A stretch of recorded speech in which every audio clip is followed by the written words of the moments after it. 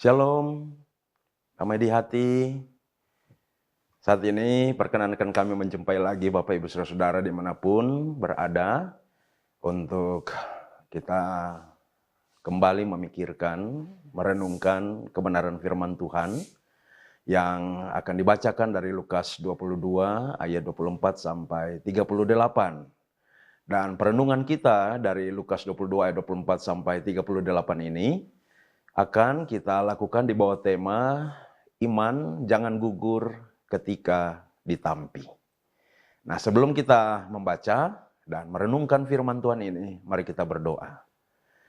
Tuhan, kami bersyukur sebab Engkau mengasihi kami, Engkau sudah memanggil kami, mengaruniakan kepada kami iman, sehingga oleh iman itu maka karya penyelamatan Kristus di kayu salib itu diberlakukan kepada kami dan kami terbilang sebagai anak-anak-Mu yang telah mengalami penebusan, dibenarkan di hadapan Allah, memperoleh keselamatan, kehidupan yang kekal. Kami bersyukur sebab ketika kami pun masih Engkau perkenankan jalani hidup di tengah-tengah dunia ini, Engkau tidak akan pernah membiarkan kami. Kami ada dalam pemeliharaan-Mu. Sehingga ketika dalam hidup ini kami diperhadapkan dengan penampian iblis, pencobaan-pencobaan dari si jahat itu.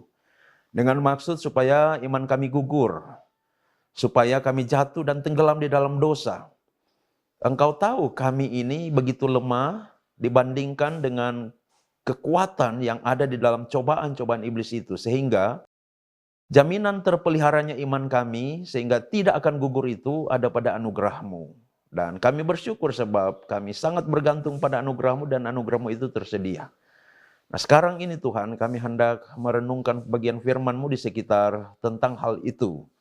Melalui teks firman Tuhan di dalam Lukas 22 ayat 24 sampai 38. Namun kami selalu menyadari kami harus bergantung pada anugerah-Mu.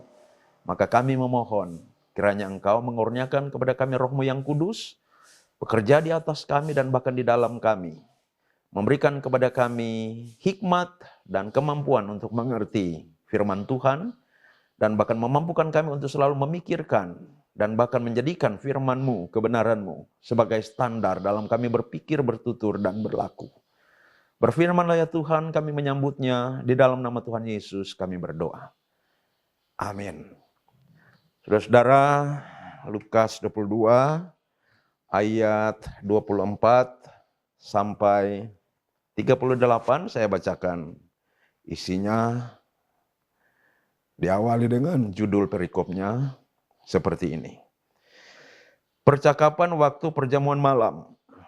Terjadilah juga pertengkaran di antara murid-murid Yesus. Siapakah yang dapat dianggap terbesar di antara mereka? Yesus berkata kepada mereka, raja-raja bangsa-bangsa memerintah rakyat mereka, dan orang-orang yang menjalankan kuasa atas mereka disebut pelindung-pelindung. Tetapi kamu tidaklah demikian, melainkan yang terbesar di antara kamu hendaklah menjadi sebagai yang paling muda, dan pemimpin sebagai pelayan. Sebab siapakah yang lebih besar, yang duduk makan atau yang melayani? Bukankah dia yang duduk makan? Tetapi aku ada di tengah-tengah kamu sebagai pelayan. Kamulah yang tetap tinggal bersama-sama dengan aku dalam segala pencobaan yang aku alami. Dan aku menentukan hak-hak kerajaan bagi kamu. Sama seperti Bapakku menentukannya bagiku, bahwa kamu akan makan dan minum semeja dengan aku di dalam kerajaanku. Dan kamu akan duduk di tahta untuk menghakimi ke-12 suku Israel. Simon, Simon, lihat. Iblis telah menuntut untuk menampi kamu seperti gandum. Tetapi aku telah berdoa untuk engkau supaya imanmu jangan gugur. Dan engkau, jikalau engkau sudah insaf, kuatkanlah saudara-saudaramu. Jawab Petrus, Tuhan, aku bersedia masuk penjara dan mati bersama-sama dengan engkau. Tetapi Yesus berkata, aku berkata kepadamu, Petrus, hari ini ayam tidak akan berkokok sebelum engkau 3 kali menyangkal bahwa engkau mengenal aku. Lalu ia berkata kepada mereka, Ketika aku mengutus kamu dengan tiada membawa pundi-pundi, bekal, dan kasut, adakah kamu kekurangan apa-apa? Jawab mereka, suatu pun tidak. Katanya kepada mereka, tetapi sekarang ini, siapa yang mempunyai pundi-pundi, hendaklah ia membawanya. Demikian juga yang mempunyai bekal, dan siapa yang tidak mempunyainya, hendaklah ia menjual jubahnya dan membeli pedang. Sebab aku berkata kepada kamu, bahwa nas kitab suci ini harus digenapi padaku. Ia akan terhitung di antara pemberontak-pemberontak. Sebab apa yang tertulis tentang aku sedang digenapi. Kata mereka, Tuhan, ini 2 pedang. Jawabnya, sudah cukup. Demikian pembacaan teks firman Tuhan, saudara-saudara. Sekali lagi tema perenungan kita saat ini ialah iman jangan gugur ketika ditampi. Nah, sehubungan dengan tema ini, maka nas perenungan kita saya ambil dari ayat 31 sampai 34. Ayat 31 sampai 34 yang sudah kita baca tadi, saya bacakan kembali. Karena ini adalah nas perenungan kita. Simon, Simon, lihat, iblis telah menuntut untuk menampi kamu seperti gandum.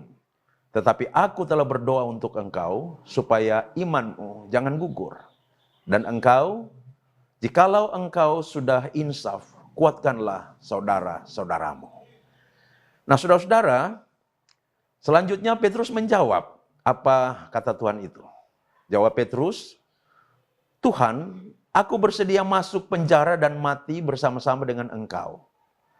Tetapi Yesus berkata, aku berkata kepadamu, Petrus, hari ini ayam tidak akan berkokok sebelum engkau 3 kali menyangkal bahwa engkau mengenal aku.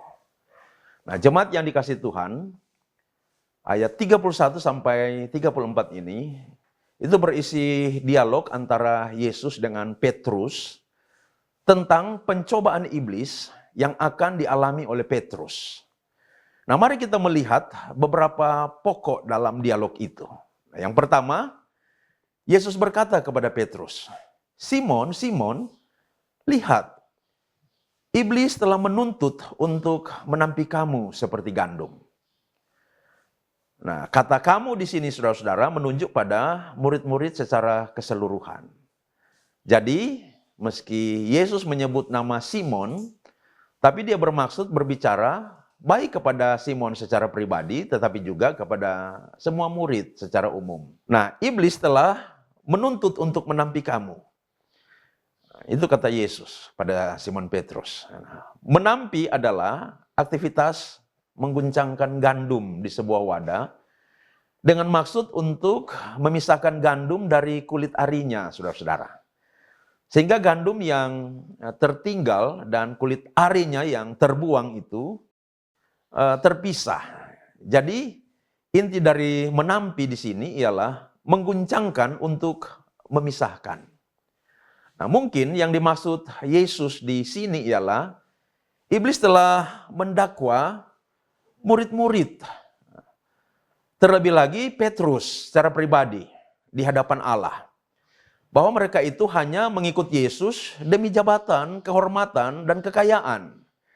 Namun, bila mereka melihat nanti Yesus itu ditangkap dan disalibkan dan tidak menjadi raja, iblis meminta izin kepada Allah untuk menggoncang iman mereka, untuk membuktikan pada Allah bahwa mereka akan meninggalkan Yesus. Nah, barangkali dakwaan dan tuntutan iblis kepada Allah untuk murid-murid Yesus itu sepertinya sama seperti yang dilakukannya kepada Ayub. Nah, kita mengingat kisah di mana iblis datang kepada Allah dan menuduh Ayub itu, dia hanya mau setia kepada Allah karena Allah memberkatinya dengan kekayaan. Nah, coba saja kalau Allah mengambil semua kekayaannya, pasti Ayub akan meninggalkan Allah. Nah, itu pendapat iblis. Namun dalam kisah Ayub itu, Allah membuktikan kepada iblis bahwa meski Ayub kehilangan semuanya, dia tetap setia kepada Allah. Nah, dalam kisah Yesus dan murid-muridnya ini, Demikian pula yang dilakukan iblis. Iblis yakin bila ia menampi, menggoncang iman para murid itu, tatkala nanti mereka menyaksikan penderitaan dan penyaliban Yesus, mereka akan meninggalkan Yesus. Seperti kulit ari itu terpisah dari gandum karena ditampi dalam wadah penampian. Lalu kemudian yang kedua, Yesus berkata kepada Petrus, "Tetapi aku telah berdoa untuk engkau, supaya imanmu jangan gugur. Dan engkau, jikalau engkau sudah insaf, kuatkanlah saudara-saudaramu."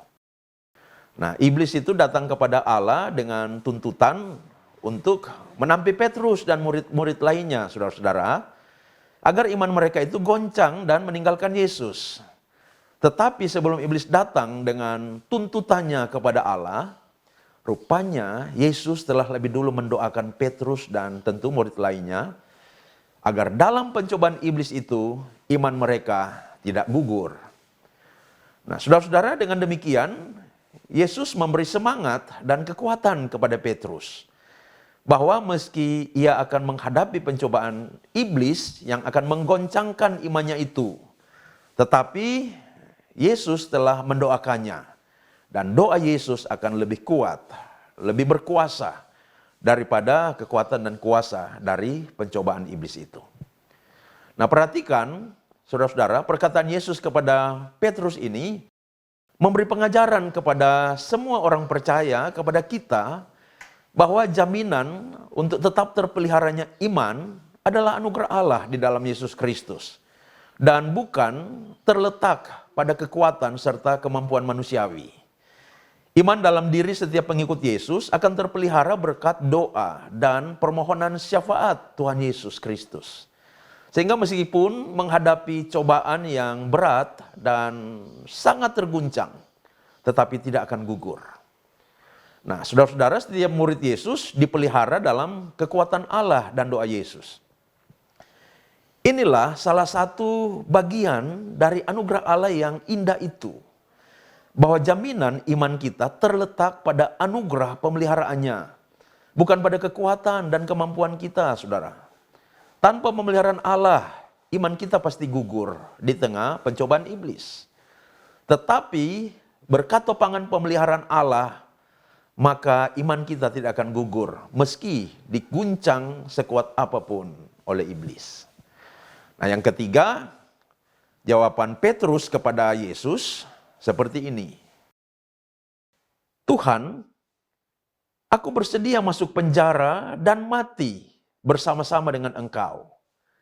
Tetapi Yesus menjawab Petrus, "Aku berkata kepadamu Petrus, hari ini ayam tidak akan berkokok sebelum engkau 3 kali menyangkal bahwa engkau mengenal aku." Nah, saudara-saudara, apa yang dinubuatkan Yesus tentang penyangkalan Petrus itu, ya, kita semua tahu itu telah terbukti. Sebelum ayam berkokok, Petrus telah menyangkal Yesus 3 kali.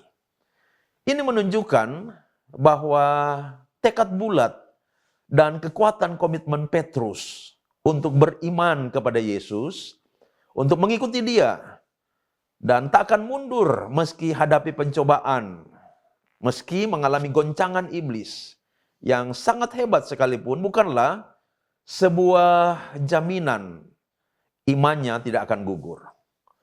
Nah, Petrus sangat terguncang. Imannya hampir gugur. Tetapi berkat doa dan topangan Yesus, iman Petrus tidak sampai gugur. Sebab akhirnya kita tahu bersama, Yesus itu mencari Petrus, menjumpainya, dan memakai dia secara luar biasa dalam misi pelayanannya di dunia ini. Pengalaman kegagalan Petrus itu mengkonfirmasi ajaran Alkitab bahwa jaminan pemeliharaan iman itu ada pada anugerah Allah, bukan pada tekad dan kemampuan manusia. Nah, tetapi setelah Petrus mengalami pemulihan dari kegagalannya dalam mengandalkan kemampuan diri sehingga imannya hampir saja gugur itu, Yesus kemudian memberi tugas kepadanya untuk menolong orang lain, seperti dia sendiri telah ditolong oleh Allah. Yesus katakan, "Jikalau engkau sudah insaf, kuatkanlah saudara-saudaramu, jika engkau telah dipulihkan oleh anugerah Allah dan dibawa pada pertobatan, lakukanlah yang dapat kamu lakukan untuk memulihkan orang lain.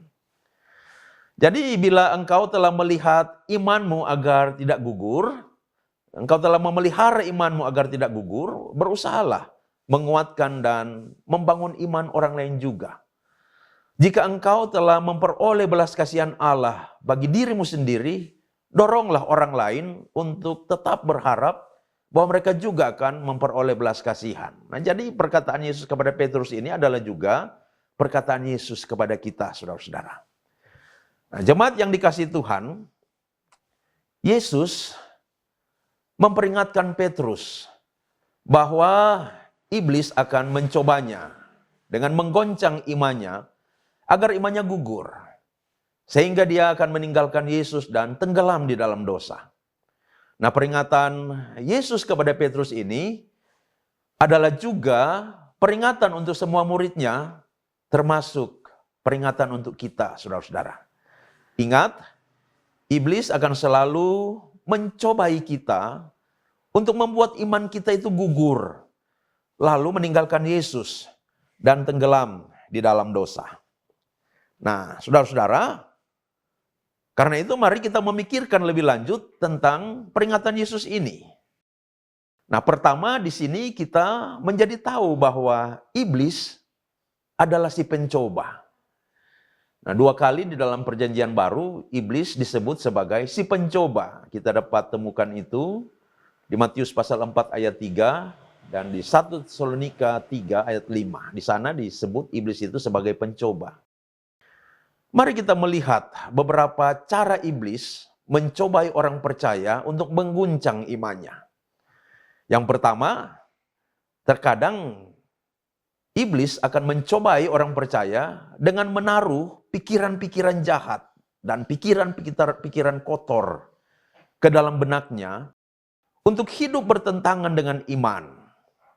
Yang kedua, terkadang juga iblis mencobai orang percaya dengan membuat orang percaya meragukan realitas Allah atau meragukan perkataan-perkataan Allah agar supaya orang percaya itu meninggalkan Allah dan firman-Nya.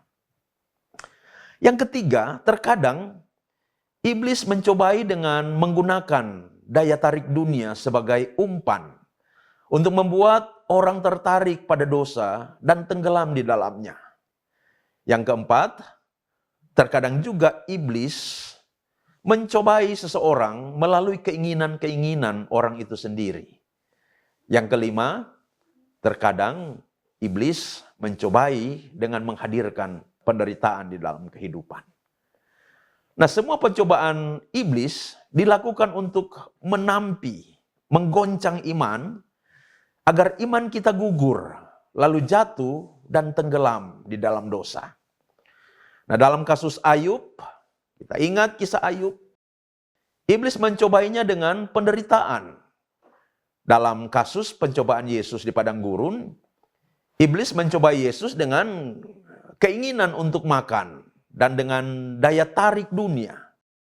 Nah, dalam kasus Petrus yang kita baca tadi, iblis mencobai Petrus dengan menggunakan daya tarik dunia dan dengan menanamkan dalam pikiran Petrus itu keraguan terhadap realitas Allah dan firman-Nya. Nah, ketika Yesus memperingatkan Petrus bahwa iblis akan mencobanya untuk membuat imannya gugur, peringatan itu diberikan Yesus tatkala mereka, yaitu murid-murid Yesus ini, sedang mempertengkarkan siapa yang terbesar di antara mereka, di mana kita dapat melihat itu pada ayat 24. Nah, mari kita berimajinasi sedikit tentang pertengkaran mereka. Ceritanya, Yesus dan murid-murid sedang mengadakan perjamuan Paskah di satu tempat di sekitar kota Yerusalem. Selesai perjamuan Paskah itu, atau mungkin masih sementara perjamuan itu berlangsung, dan mereka itu masih ada di sekitar meja makan, para murid bercakap dan bertengkar mengenai siapa yang terbesar di antara mereka. Nah, pertengkaran itu mengindikasikan dua hal. Pertama, itu menandakan bahwa di antara mereka selama ini ada semacam semangat persaingan untuk memperebutkan jabatan, kekuasaan, dan kehormatan. Yang kedua, pertengkaran itu jelas menunjukkan bahwa di dalam diri para murid ada keinginan untuk mendapatkan jabatan, kekuasaan, dan kehormatan yang tertinggi. Nah, kita ingat saudara-saudara, sebelumnya dalam perjalanan menuju ke Yerusalem, dan sebenarnya belum lama, mungkin 1 hari sebelumnya, dalam perjalanan itu Yakobus dan Yohanes pernah secara diam-diam mengajukan permintaan posisi di samping kanan dan di samping kiri Yesus, bila Yesus menjadi raja di Yerusalem nanti. Nah, meminta posisi di samping kanan raja berarti meminta jabatan Perdana Menteri. Dan meminta posisi di samping kiri raja berarti meminta jabatan Panglima Kerajaan. Nah, 2 jabatan ini adalah jabatan dan kekuasaan tertinggi sesudah raja. Begitu murid-murid yang lain itu mengetahui permintaan diam-diam dari Yakobus dan Yohanes ini, mereka marah dan selanjutnya mempertengkarkan soal siapa yang terbesar di antara mereka, atau siapa yang paling layak mendapatkan jabatan-jabatan tertinggi itu. Dan dalam percakapan di meja makan itu, hal itu pula lah yang kembali dipertengkarkan. Nah, saudara-saudara, pertengkaran itu merebak kembali karena mereka telah berada di Yerusalem. Dan tentu di dalam pemikiran mereka, sesuatu yang besar akan segera terjadi. Dan Yesus akan segera menjadi raja bagi kerajaan Yahudi baru yang merdeka, berdaulat dan jaya. Namun, meski waktu itu semakin dekat, waktu yang mereka perkirakan di mana Yesus akan mengalahkan penjajahan Romawi, termasuk mengalahkan Raja Herodes yang adalah raja boneka dari kekaisaran Romawi itu. Apalagi mereka melihat kuasa yang ada pada Yesus itu begitu luar biasa. Buta melihat, lumpuh timpang berjalan, tuli mendengar. Orang-orang yang dirasuk setan dibebaskan. Badai Tofan di Danau Genesaret itu tunduk pada Yesus hanya dengan 2 kata, diam, tenanglah. 5.000 orang diberi makan secara ajaib. Mereka sudah melihat kuasa hebat yang adikodrat yang ada pada Yesus. Jadi mereka yakin sekali saat ke Yerusalem, Yesus itu akan mengadakan sebuah gerakan di mana penjajah akan dikalahkan. Dan Yesus akan menjadi raja, mengambil alih tampuk kekuasaan.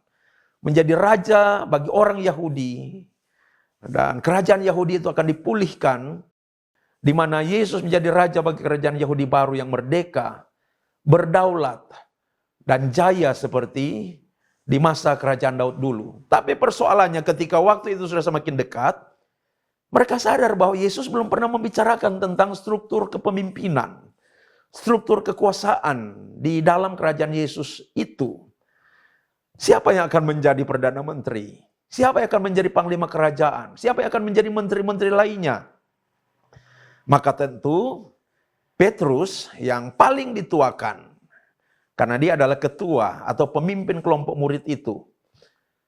Dia tentu merasa yang paling layak untuk mendapat jabatan tertinggi sesudah raja. Nah, katakanlah mungkin Panglima Kerajaan, dia inginkan jabatan itu, apalagi dia itu membawa pedang.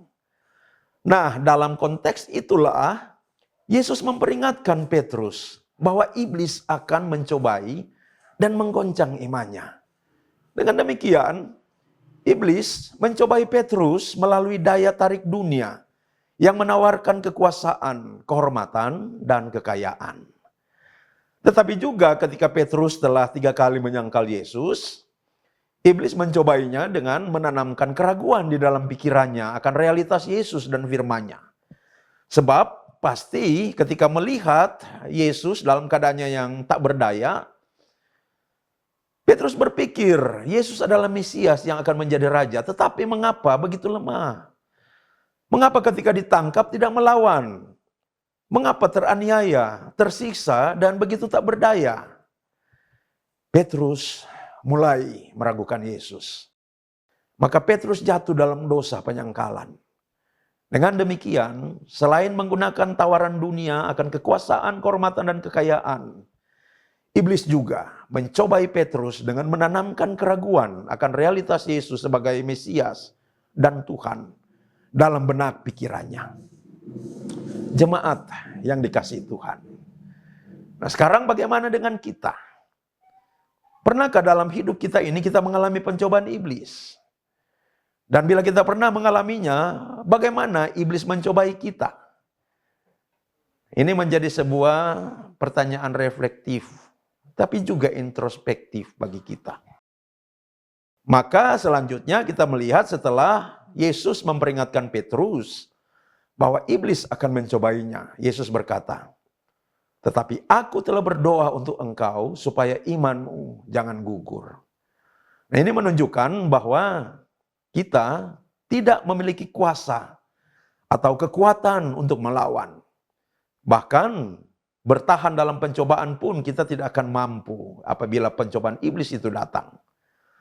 Hanya anugerah Allah semata yang berkuasa dan mampu menopang kita dalam pencobaan agar iman kita tidak gugur, saudara. Agar seperti kata pemazmur, bila kita jatuh tidak sampai tergeletak. Nah, prinsip ini sangat nyata dalam kasus Petrus. Merespons peringatan Yesus itu, Petrus dengan penuh percaya diri berkata, "Tuhan, aku bersedia masuk penjara dan bahkan bersedia mati bersama-sama dengan Engkau." Dan kenyataannya kita tahu bersama-sama, saudara-saudara. Nubuat Yesus sudah terbukti. Aku berkata kepadamu, Petrus, hari ini ayam tidak akan berkokok sebelum engkau 3 kali menyangkali bahwa engkau telah mengenal aku. Doa Yesus menopang Petrus sehingga dalam menghadapi pencobaan, meski telah jatuh tidak sampai tergeletak. Meski jatuh dalam dosa penyangkalan, tapi tidak sampai tenggelam. Karena ada Tuhan yang mengulurkan tangan untuk bangun. Ada Tuhan yang menopang sehingga tidak tergeletak. Saudara-saudara, sebagai orang percaya, kita bersyukur karena meski hidup kita tidak luput dari pencobaan. Dan mungkin kita pernah jatuh ke dalam pencobaan. Tetapi oleh topangan anugerah Tuhan, kita boleh bangkit lagi dan iman kita tidak gugur. Amin. Jadi, bagaimana kita menyikapi pencobaan itu apabila itu datang dalam kehidupan kita? Ya, pertama, saudara-saudara, ingatlah dan terapkanlah selalu nasihat Tuhan Yesus seperti yang tertulis di dalam Matius 26 ayat 41. Juga seperti yang tertulis dalam Lukas 22 ayat 46 yang berkata, "Berjaga-jagalah dan berdoalah supaya kamu jangan jatuh ke dalam pencobaan." Juga seperti doa yang Tuhan Yesus ajarkan kepada kita yang di dalamnya kita bermohon, "Dan janganlah membawa kami ke dalam pencobaan." Yang kedua, yakinlah bila toh juga nanti pencobaan datang untuk membuat iman kita gugur, ada Yesus yang menopang kita dengan anugerahnya agar iman kita jangan gugur. Karena itu, selagi belum hadapi pencobaan, pray, pray, pray. Teruslah berdoa, teruslah berserah dalam kuasa anugerahnya. Terpujilah Kristus. Amin. Mari kita berdoa. Tuhan, kami bersyukur sebab Engkau mengajari kami bahwa sebagai orang beriman, sebagai pengikut-Mu Tuhan, hidup kami tak akan luput dari pencobaan iblis. Iblis selalu mau mencobai kami, mau menampi kami, mengguncang iman kami, supaya iman kami itu gugur. Lalu kami tenggelam dalam dosa terpisah dari Kristus. Akan tetapi sadarlah kami, oleh karena kasih Tuhan, maka Tuhan selalu menopang kami dengan anugerah Tuhan. Sehingga meski ketika kami pun menghadapi pencobaan, lalu mungkin kami jatuh, tetapi kami tidak akan tergeletak. Sebab Tuhan menopang kami, mengelurkan tangan mengangkat kami, membawa kami berdiri berjalan kembali bersama Tuhan di dalam iman. Namun kalau boleh kami berdoa, Tuhan, Kami memohon kiranya jangan membawa kami ke dalam pencobaan seperti doa yang Kau ajarkan itu. Kami mohon kiranya kami dijauhkan dari segala pencobaan Tuhan. Tetapi lebih lagi daripada itu, kalau toh atas izin-Mu kami harus menghadapi rupa-rupa cobaan dan ujian, kami sungguh percaya, kami yang hidup percaya kepada Tuhan akan ditopang dan akan mengalami kemenangan. Maka ajari kami, mampukan kami ya Roh Kudus, untuk terus hidup dekat berserah di dalam Tuhan, berjalan di dalam tuntunan dan pimpinan firman Kristus. Sehingga dengan demikian kami dapat mewujudkan hidup yang berjaga-jaga dan berdoa. Oleh karena pencobaan itu akan selalu ada. Terpuji nama Tuhan, ini doa kami, dalam nama Yesus kami berdoa. Amin. Sekian saudara-saudara, perenungan firman Tuhan kita pada saat ini, kiranya memberkati kita semua. Dan apabila siaran ini menjadi berkat bagi saudara-saudara, kami mohon dengan kerendahan hati kiranya saudara-saudara berkenan, apabila saudara belum pernah mensubscribe, kiranya berkenan mensubscribe channel YouTube Gereja Masih Injil Minasa Jemaat Bukit Moria Tikala Baru, agar supaya nanti siaran-siaran kami terus akan ditampilkan di link saudara, dan tentu kami juga akan semakin dapat mengefektifkan dan memaksimalkan pelayanan-pelayanan kami secara online. Terima kasih, Tuhan memberkati kita semua. Amin.